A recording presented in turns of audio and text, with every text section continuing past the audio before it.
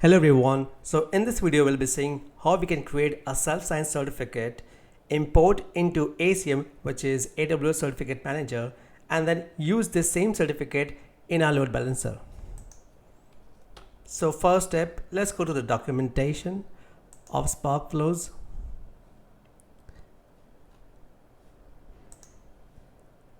Let's go to the AWS guide, AWS admin guide. Let's click on Spark Flows ECS Fargate deployment and configure SSL with load balancer for ECS. So here we have all the steps defined in order to create a self-signed certificate and import into the ACM.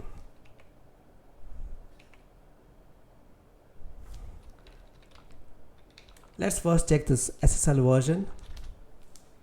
So this is good. Now let's create a certificate and save it in the private key file. So we have the private key file and we can just double check. So we have this private key file. Now let's create a certificate authority request. This is going to be used in order to validate the certificate. So let's create this request first. And this would be using our private key file that has been created just now.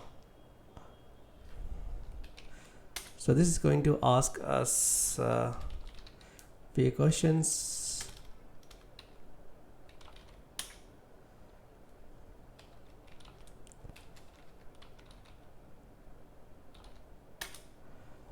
Let's name it.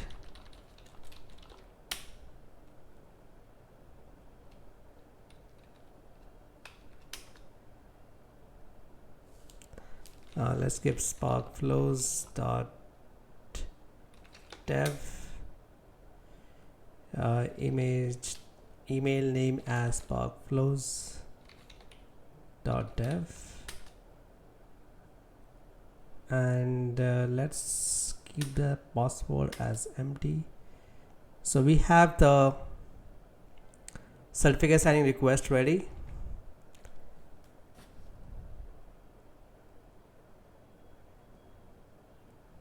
Now we are going to use this particular certificate signing request to sign using the key and create a certificate file that is going to be valid for 365 days.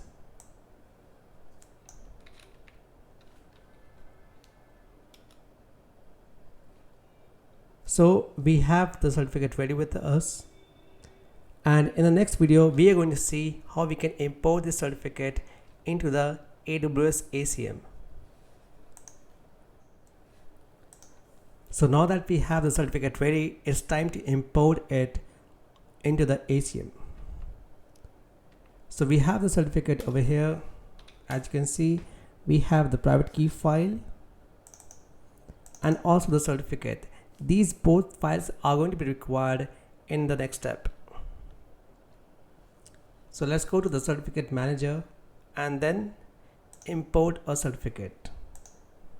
So let's copy the certificate body from the terminal.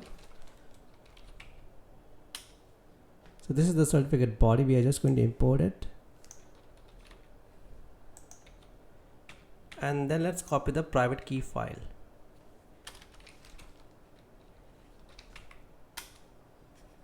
This is the private key.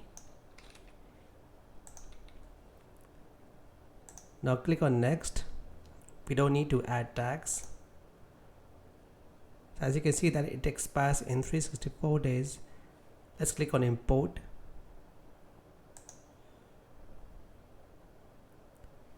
And as you can see that this is the new certificate that we have added over here.